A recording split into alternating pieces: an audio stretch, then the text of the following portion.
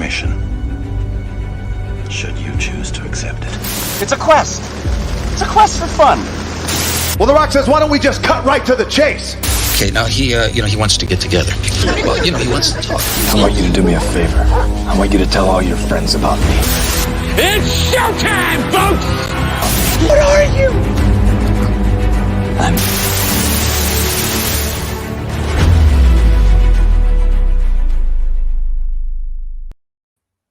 Greetings and salutations to you, and welcome to And I Quote, the live weekly show. We bring in a special guest, we find out more about them, and we find out what projects they have coming down the line. I am your host, Ryan of Nerd Culture. Thank you for joining us for this episode of And I Quote. And our guest this week is a veteran artist who treats every day as if it were Saturday, because I guess it always will be in his mind, in his heart, and in his soul. Please welcome the incredible Bill Sartain is here with us. Bill, how are you? Hi, thanks a lot. I'm doing really good, Ryan, and thanks for having me on your show.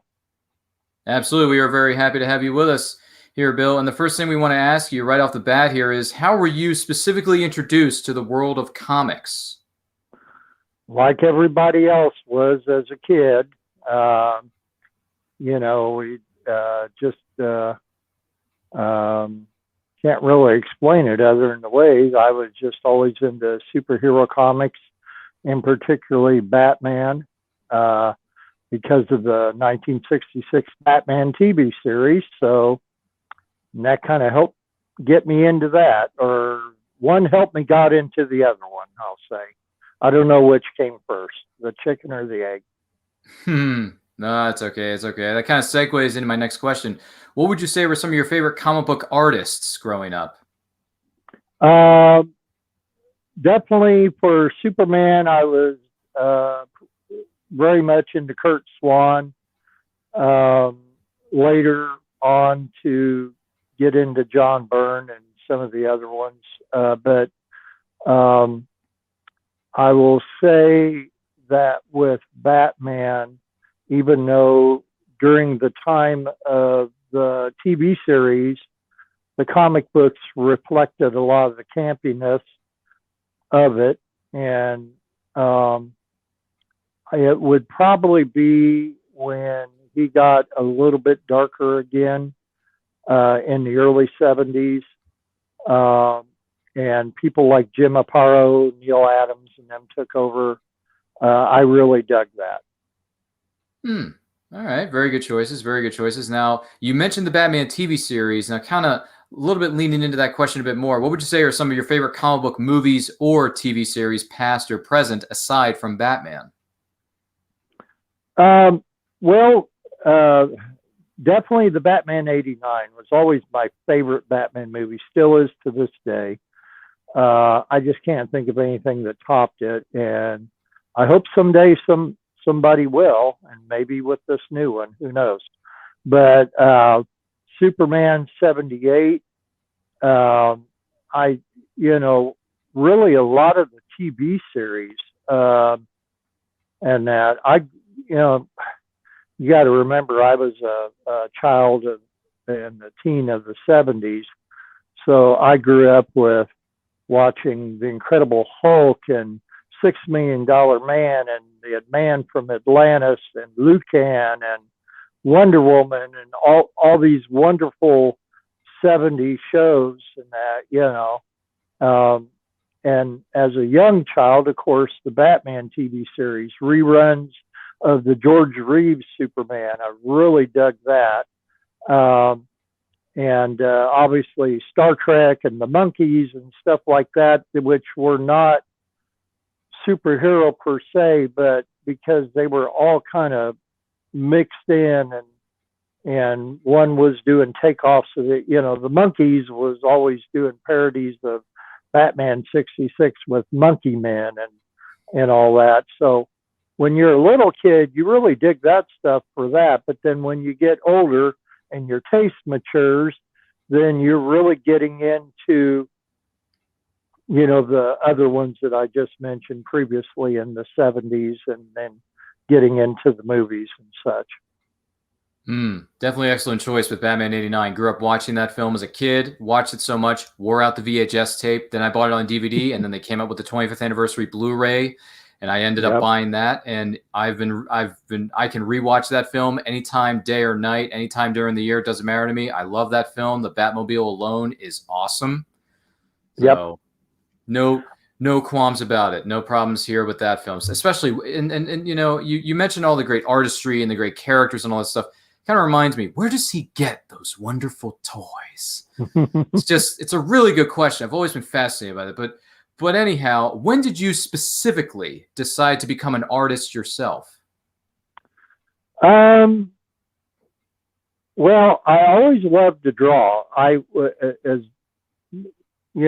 early as I could put a pencil in my hand or my foot or whatever.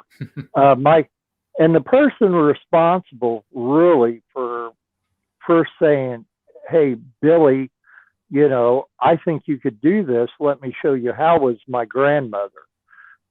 She was very instrumental in it, very supportive.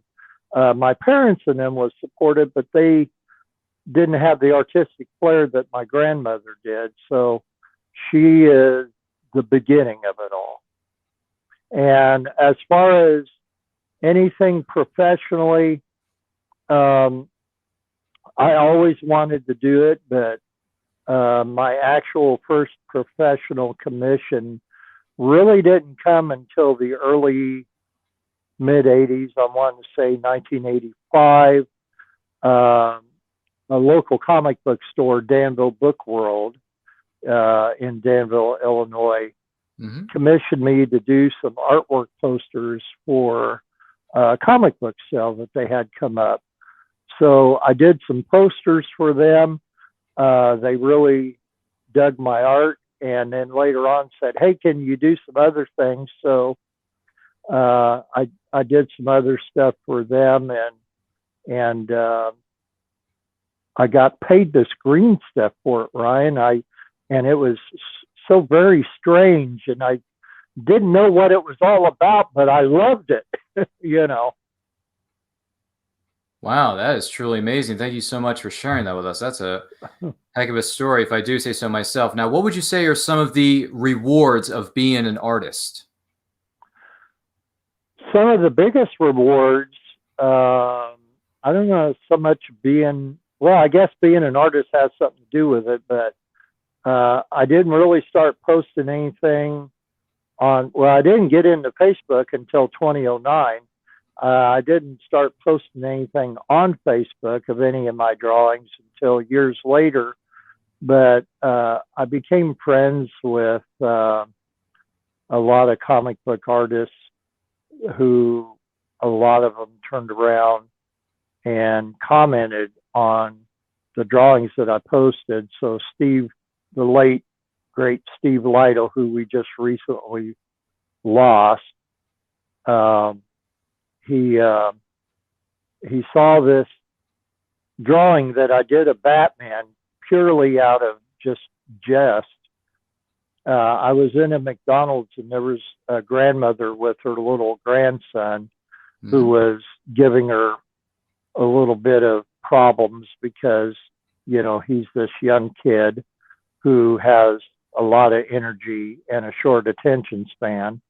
But I noticed he had a Batman t-shirt on, and I'm sitting in there eating and had no artist supplies with me. So, I take out a McDonald's napkin and my pen, and I'm doing a Batman drawing on a McDonald's napkin. And I went over there and I said, "Do you mind if I give this to him?" And that, and he looked at it and he said, "Where did you get this? Do they have them up there at the counter?"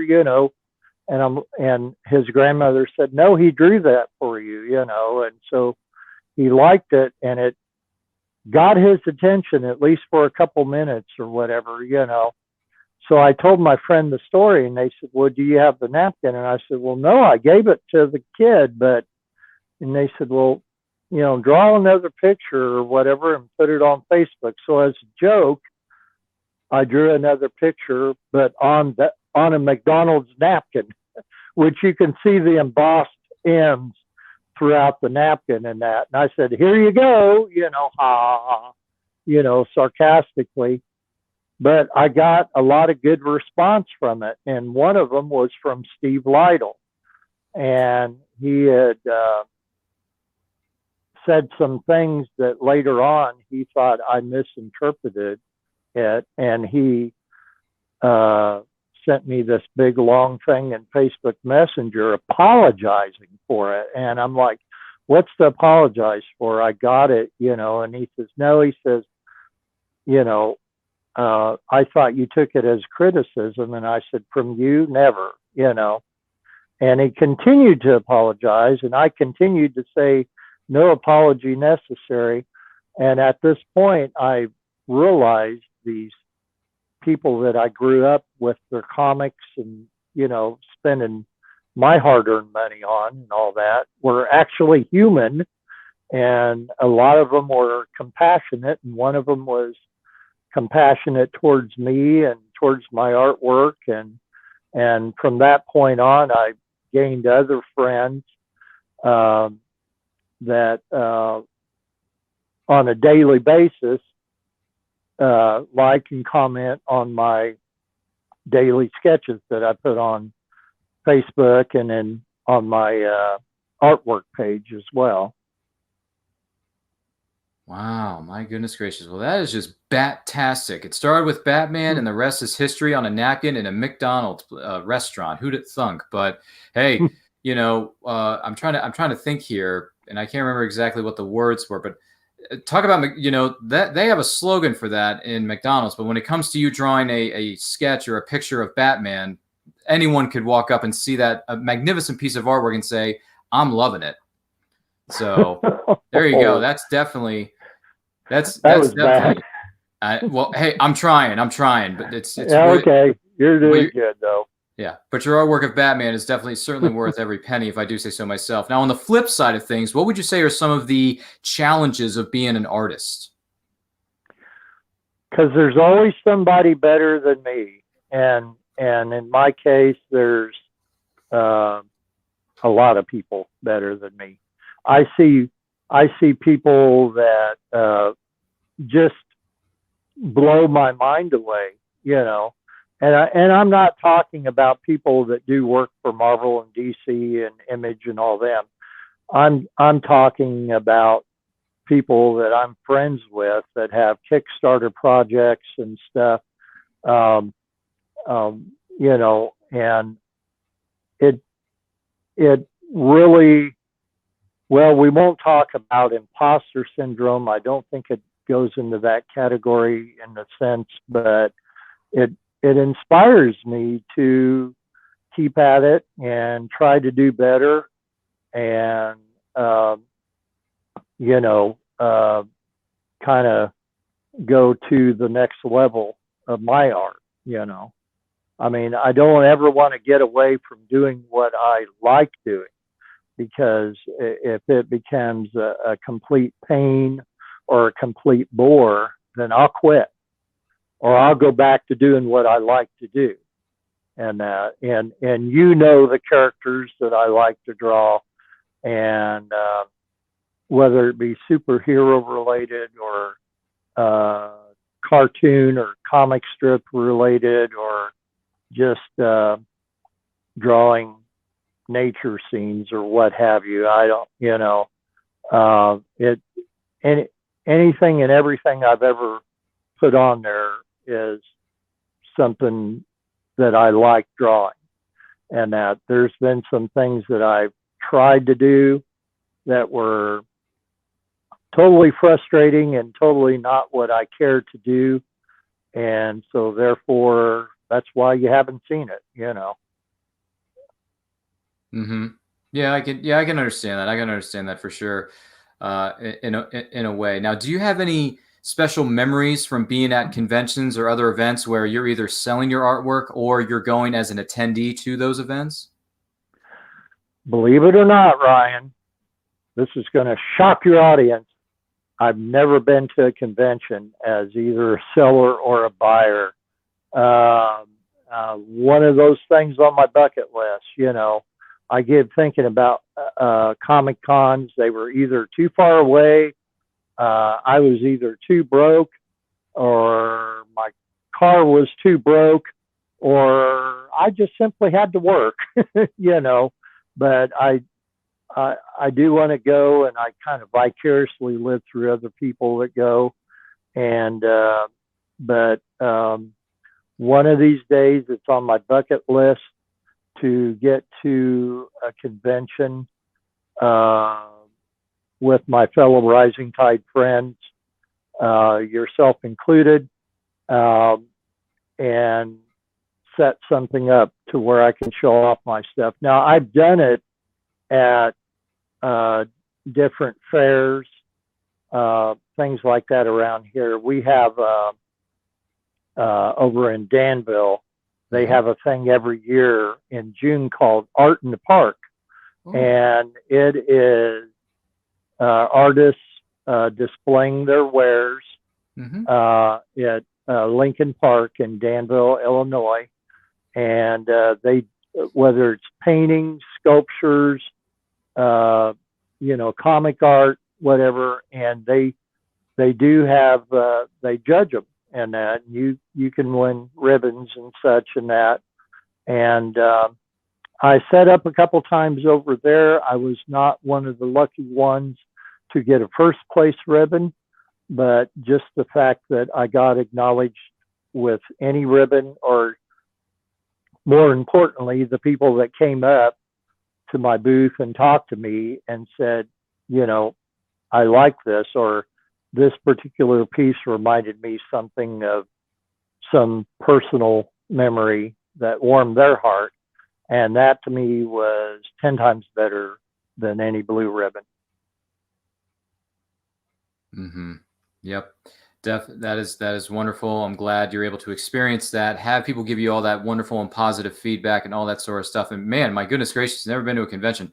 I do hope you're able to go out and catch some of these shows and go to some of these conventions, whether you're selling your artwork or you're going there just to experience it for itself and meet up, as you pointed out, the Rising Tide crew, or if I'm ever out in that neck of the woods, that would be fantastic. Do you have any specific characters or other things that you hope to draw in the future that you haven't drawn yet?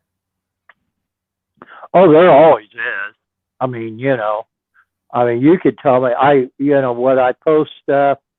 I mean, I'll post stuff specifically designed that might be holiday themed or something. If it's somebody's birthday, I'm friends with several known comic strip artists. John Rose, who draws Snuffy Smith 7 days a week. Also Ron Ferdinand, who draws Dennis the Menace on Sundays, which actually this little guy right here, Ron sent this to me. I'm sorry about the glare. It's okay. But for my birthday a couple of years ago. Oh, that's great. And happy birthday, Bill, and that. And anyway, and so I'm always like on their birthdays and that, I try to do the same thing for that, you know. So, yeah, I'm always open. Somebody says, hey, I like that character. Have you ever done this one or whatever? And that, I'm like, well, you know, tune in, you know, that could be one of the next ones I do, because I'm always looking for recommendations.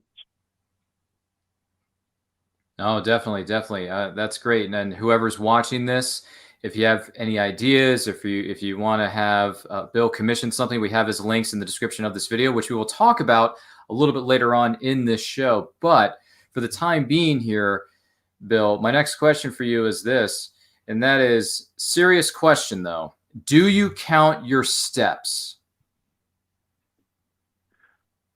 Yeah, I actually count them. Oh, there they are. My Samsung Galaxy Watch. And there it is. All right, that's cool. That's cool. No I'm not sure where that question came from, but that's my my goofy answer for it. That's okay. That's okay. I just have a few fun questions here that I like to ask each one of my guests who appear on the show. So that's where I'm kind of aiming this towards? Just to point that out there, just to give you something to think about. I go for a walk every day, and I have a goal of 6,000 steps. And because I'm handicapped and have to walk with a cane the majority of the time, that's kind of a goal for me. But it's actually helped me out a lot physically and mentally too. Oh, there you go. So, Our hats. Good question. See, these people would have never known it if this guy right here hadn't asked it. Yeah, exactly. Just trying to have a little bit of fun here on And I Quote. The next one I have for you: what's the most awkward thing that happens to you on a regular basis? And it could be anything in general. Awkward, as in, give me your definition of awkward, because that might be a little different than mine. Something that's a bit strange and unusual, maybe a bit out of the ordinary, like something awkward. Let's think here. Like, what's the most awkward thing that may happen? Oh, maybe sometimes you may forget your keys, or maybe it's a form of I wouldn't say a form of behavior, but just something that's a bit off the beaten path that you believe is the most awkward thing that happens to you on a regular basis, whether it's forgetting something that you should have brought with you, or maybe someone lost track of time somewhere, that sort of thing. Well, I don't know about a regular basis, but I know the most awkward thing that most happened to me recently is when we tried to tape this interview earlier today, and it just didn't happen because Bill had wonky Wi-Fi here, and thankfully it's working much better this evening. But no, as far as daily,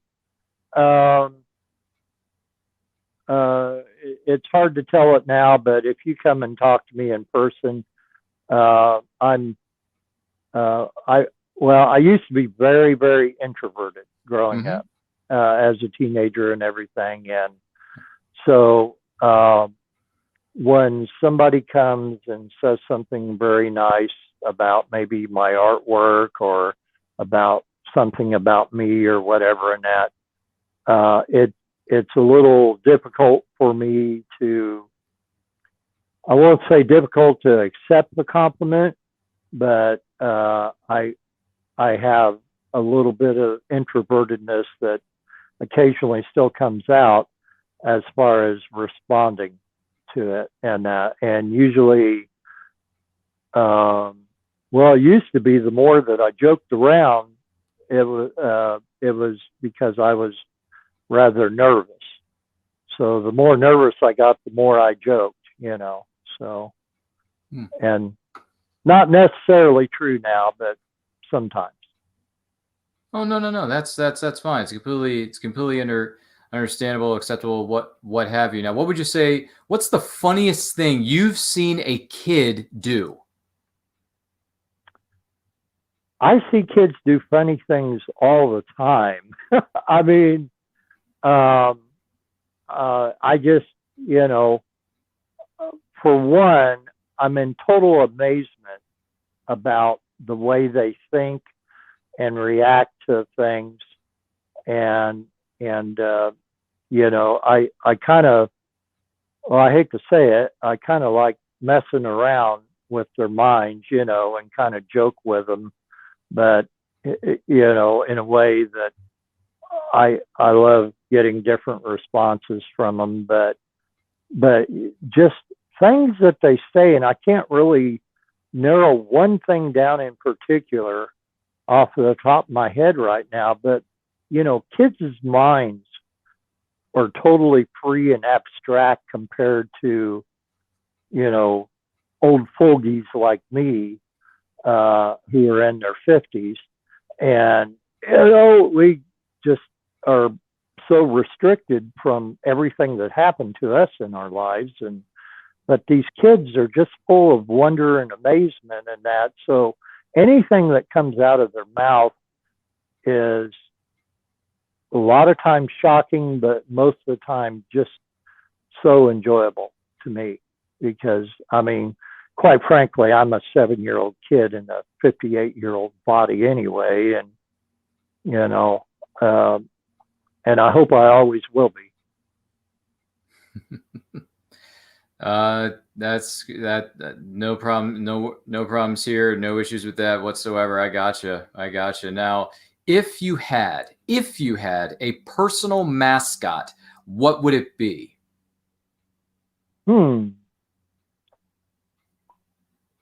This guy right here, maybe? Hmm. I don't know. Can you see? Okay. I'm taking him down.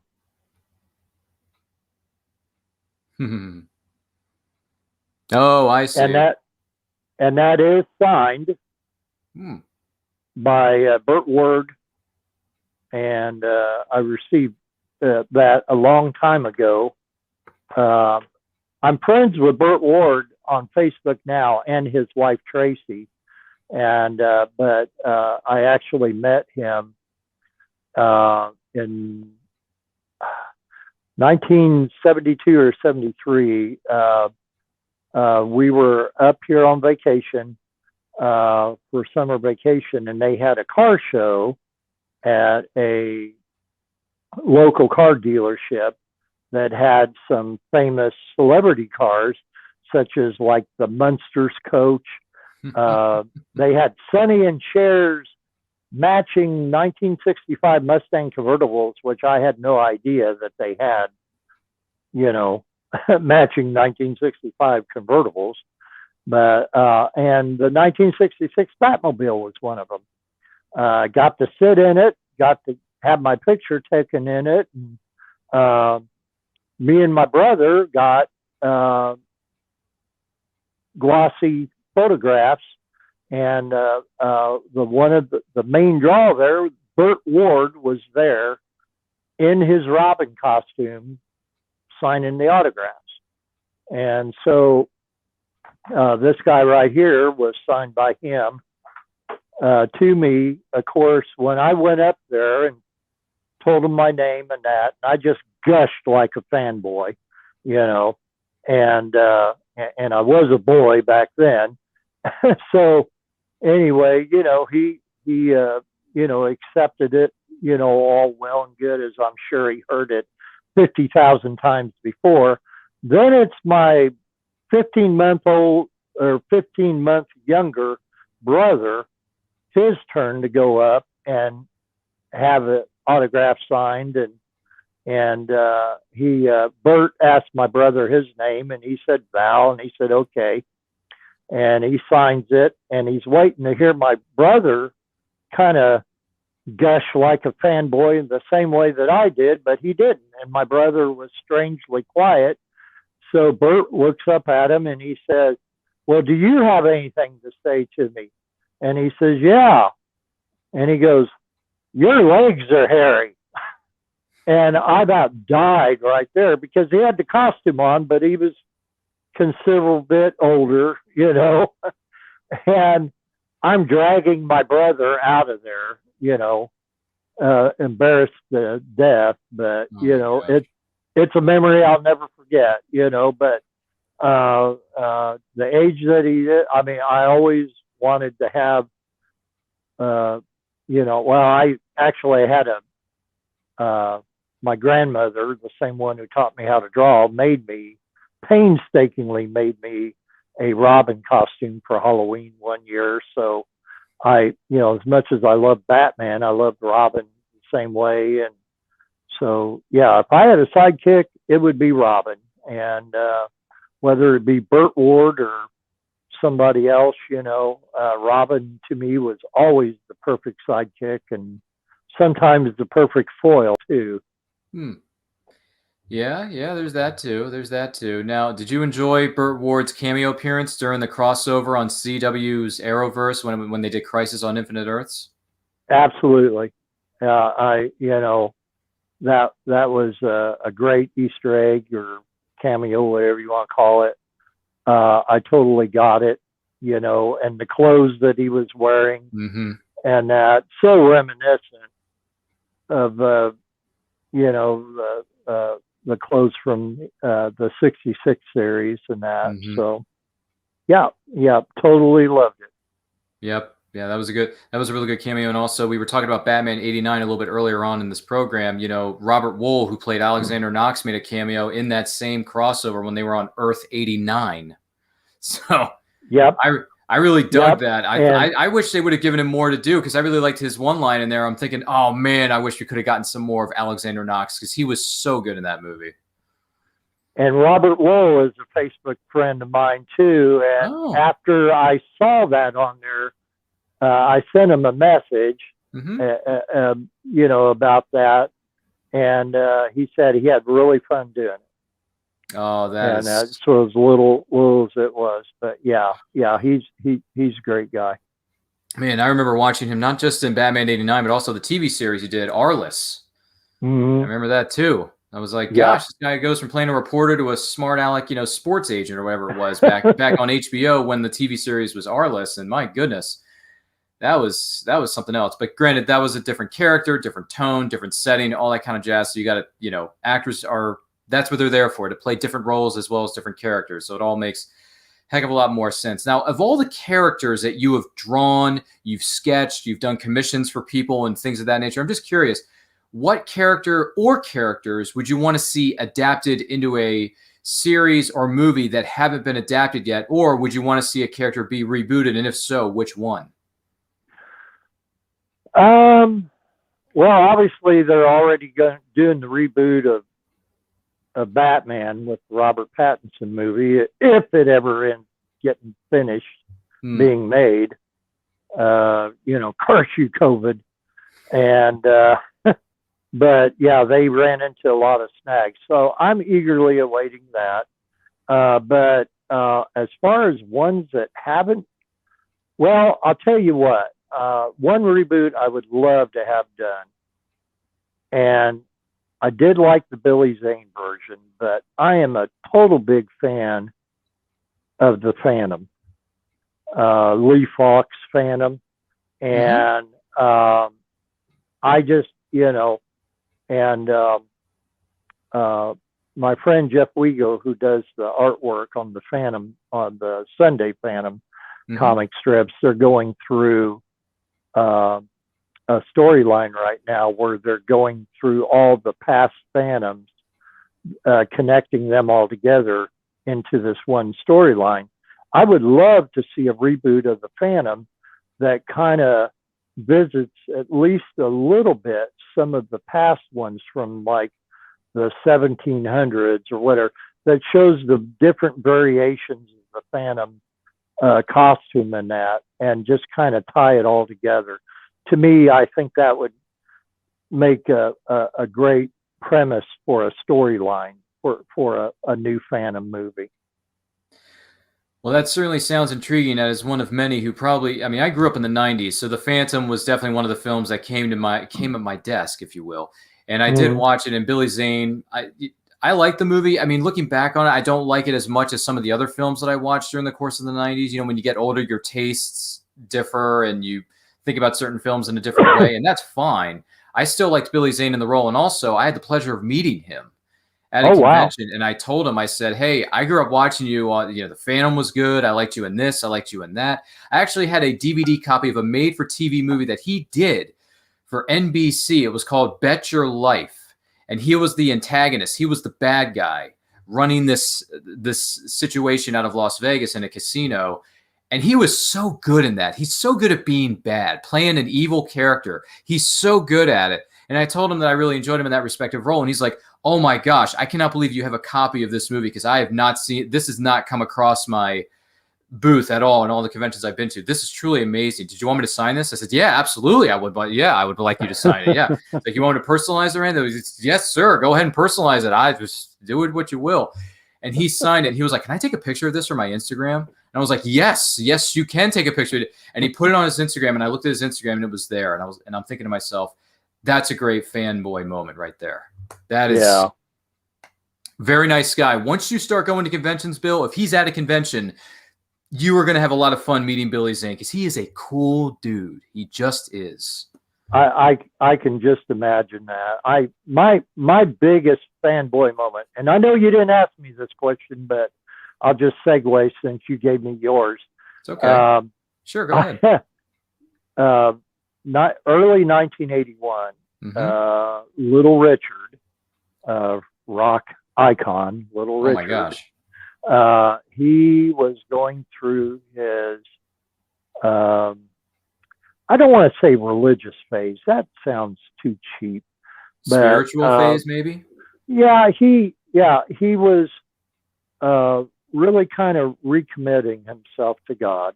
And they were basically doing a big show once again in Danville at Danville Area Community College, even though back then it was called Danville Junior College, but Mary Miller Auditorium, and it was he did a lot of singing. He did a lot of preaching in this, and it was a wonderful, wonderful thing.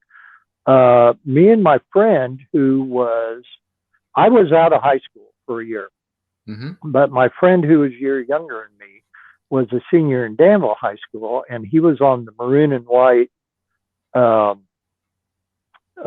school newspaper, and he brought these badges, and we got into this event for free where, they were generally asking for $25 donations and higher.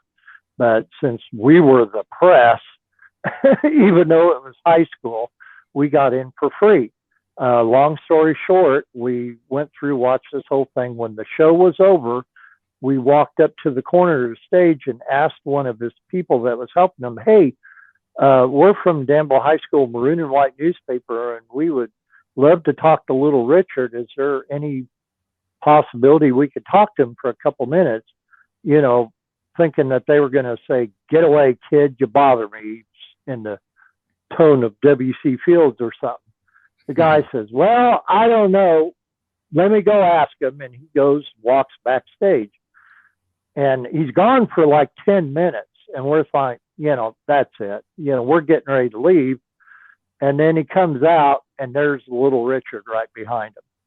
And Little Richard comes out, and the three of us are sitting on the edge of the stage. And for the next half hour, Little Richard solely is giving an interview to us snot-nosed high school kids.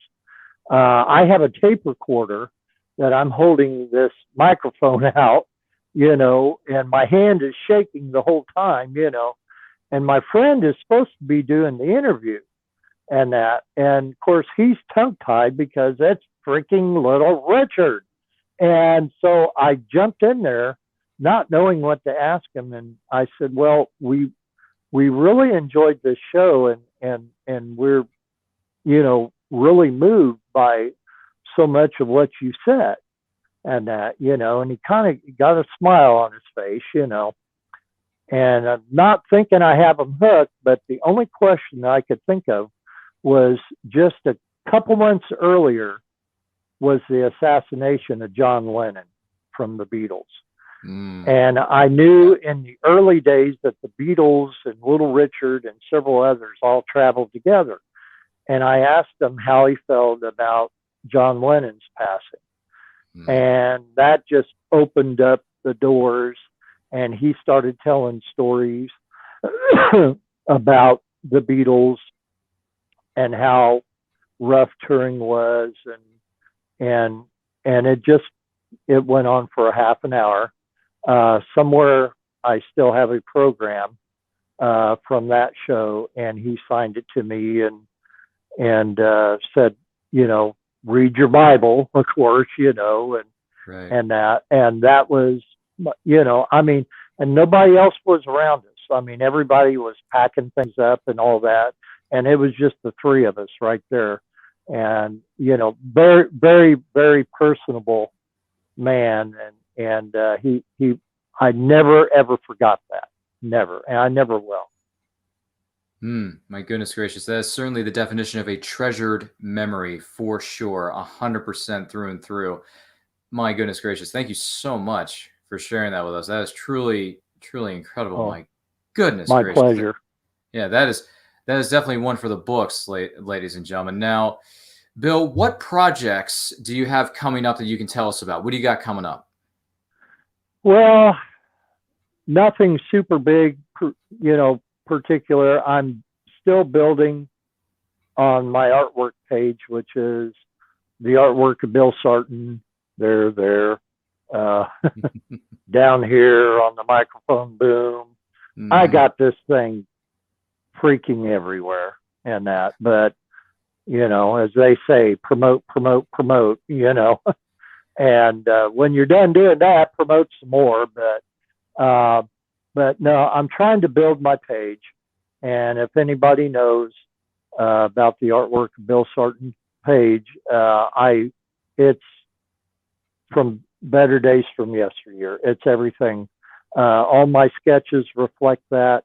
I post stuff on there revolving just whether it be music, TV shows, movies, what have you, and it will generally coincide to an anniversary.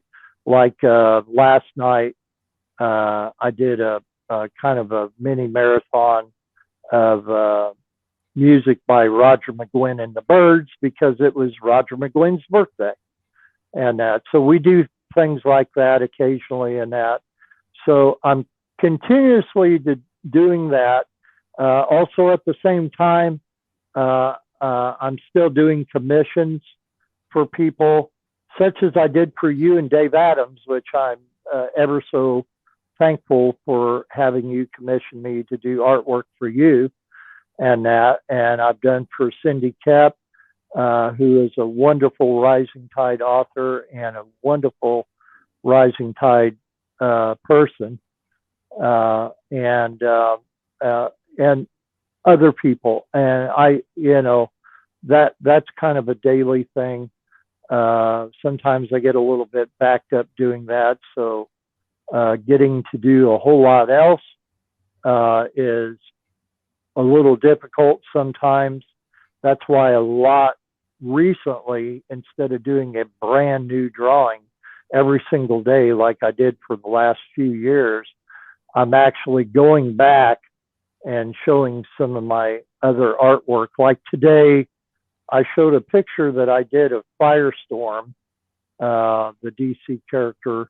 And I did this picture back in 1985, so it shows all my mistakes, and it shows a lot of things which, at one point I thought, I don't want to post this. Just don't, I look at it now and I'm my own worst critic.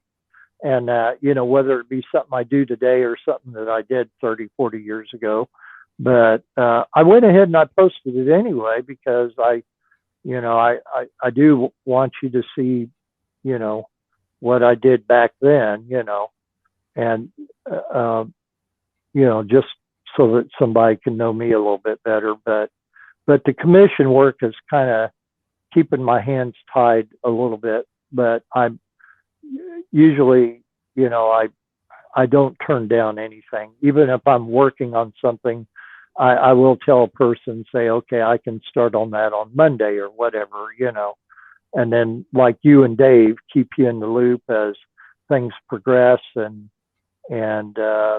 get your feedback on it. And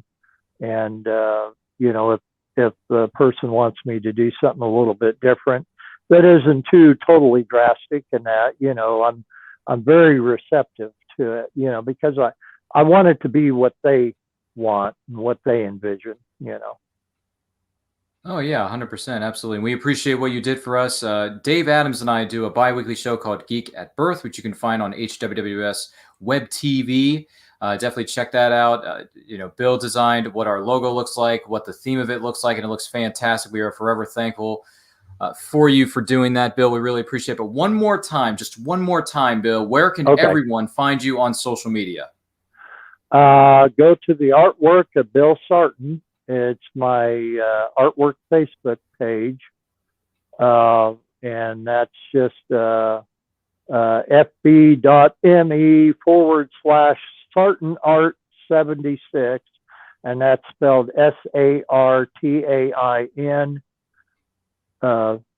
76, and you'll tap into it, and you'll find everything there. You'll find a lot of stuff that really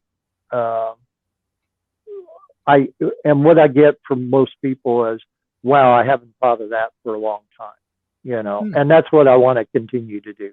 I want to, we've had so much stuff go on in the last year, and we really, as a nation have so much just was halted, and that because of a horrible disease. And, I did some things during the height of the pandemic last year, posting all my daily sketches that I did. I did black and white versions of them that I put them on without my watermark and that in them, that people could turn around and print off and use them as coloring pages for their kids or grandkids to help them through, because these kids were stuck at home. Mm-hmm. I mean, you or I did not go through anything like that, to that degree. And I felt so sorry for the kids and that, and of course, something to keep them occupied, to give the parents and grandparents a break. So, I did that for a while, but the whole thing with the artwork page, whether it be the sketches or anything else that gets posted there, is that I want it to be something that's going to make somebody smile, bring back a fond memory, and maybe make them think about a family memory through something that is posted on there, because we got enough of the bad memories and that, and things that are just a stone cold drag, I want something to be lighthearted and happy and goofy and crazy and just something upbeat, Yeah, definitely. And we thank you very much for doing so. Thank you for being on our show this week, Bill Sartain. My name is Ryan of Neuroculture. You can follow me on Twitter and Instagram you can follow us on all forms of social media, at It's Neuroculture. Check out our YouTube channel where new videos are being posted each and every week. And I Quote is every Saturday at 12 p.m. Eastern Time. Also, check out my podcast. It's called The Nerdcast, where I review the movies I've had a chance to see. New episodes drop every week on Anchor, Google, Spotify, wherever you download your podcasts. You can find it there. In the meantime, don't forget to like, comment, subscribe, do all that stuff. And on behalf of myself, Bill, everyone here at Neuroculture, thank you for joining us for this week's episode of And I Quote. And one more thing to you, be strong, be healthy, be safe, and support independent creators, content creators of all shapes and sizes. Oh, and one more thing, treat every day as if it were Saturday. Take care, everyone. Bye, Candido. Welcome, Glasscock Park, to this glorious day. Today is your lucky day. We got some great stuff. This is Glasscock Park. Marvelous. Thank you. Come on, let's go. I don't have all day, people. Now, it's time.